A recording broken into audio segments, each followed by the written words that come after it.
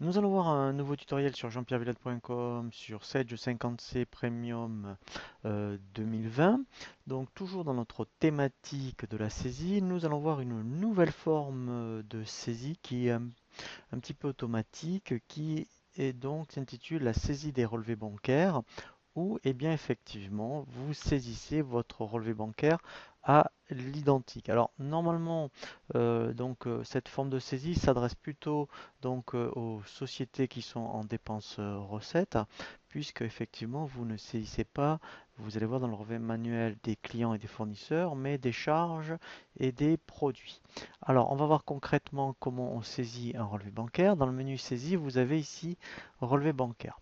Donc ici, on choisit la banque que vous voulez saisir. Donc là, je vais prendre la banque principale. Voilà, donc là, c'est bien le 512. Je fais suivant. Voilà, alors on verra dans le tutoriel après comment on fait pour importer automatiquement les relevés bancaires. Donc là, pour l'instant, je garde l'option saisir manuellement donc les relevés bancaires. Je fais suivant. Donc là, par exemple, je suis au mois de juin. Donc ici, je vais dire que je saisis le relevé du premier au 36. Et très important, je vous invite vraiment à bien mettre la référence du relevé.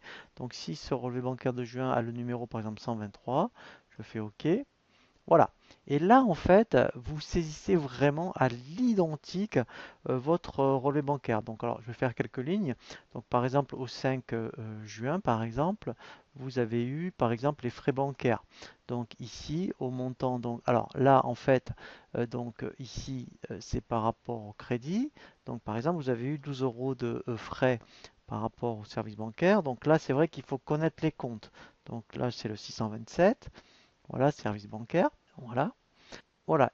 Et le numéro de pièce, donc par exemple ici c'est la pièce 6. Voilà. Et on peut mettre un libellé. Alors, si service bancaire vous va bien, vous n'êtes pas obligé de mettre un libellé. Mais là, je pourrais mettre, mettons, frais bancaires. Voilà. Donc après, je continue. Donc là, je vais faire une recette. Donc par exemple, eh bien, au 9 juin, je vois que sur le relevé, donc là c'est au débit, j'ai eu un client qui m'a réglé. Voilà. Donc ici, le numéro de compte, ça sera 706 par exemple. Voilà. Donc là, numéro de pièce, donc là, ici, ça sera mon numéro de facture, la 89. Et là, vous pouvez mettre, admettons, formation Dupont, par exemple. Voilà. Et vous continuez.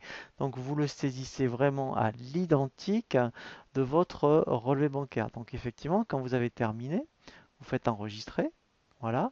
Et après, automatiquement, en fait, hein, c'est bien aller donc dans votre journal de banque et on peut consulter les écritures dans liste écriture. Vous voyez ici, dans le journal de banque, je vois bien mes frais bancaires et ici, après, je vois bien donc ici donc l'encaissement de ma formation. Voilà, hein, le relevé bancaire, c'est intéressant pour vraiment ceux qui sont dépenses recettes. Voilà, donc ce qui est un peu fastidieux, c'est qu'effectivement, vous saisissez vraiment tout votre relevé bancaire.